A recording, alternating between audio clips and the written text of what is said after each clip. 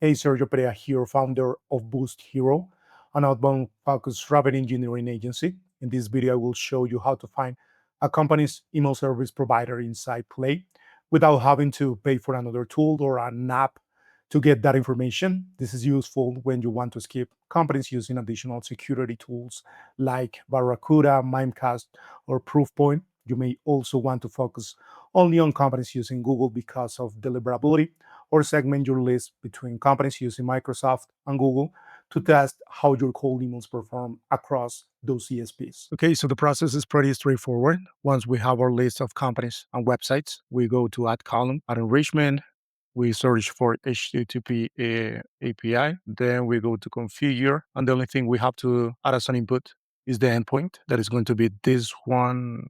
Let me copy this one here. Again, API configure. Then we change that input for the website. We don't change anything here. We can add a conditional formula. For example, only run if website is not empty. Perfect. Now we hit save and run for all the companies we have on our list. As you can see, if the status code is 200, it means the process was successful. And after that, we're going to use a formula. I have it right here so we can get that piece of data that we're looking for, that is the email service provider for all those companies. So let's copy this formula and use it here. Formula, we paste it, and we replace all the things that said delete column. We replace that for the HTTP API column with all the data.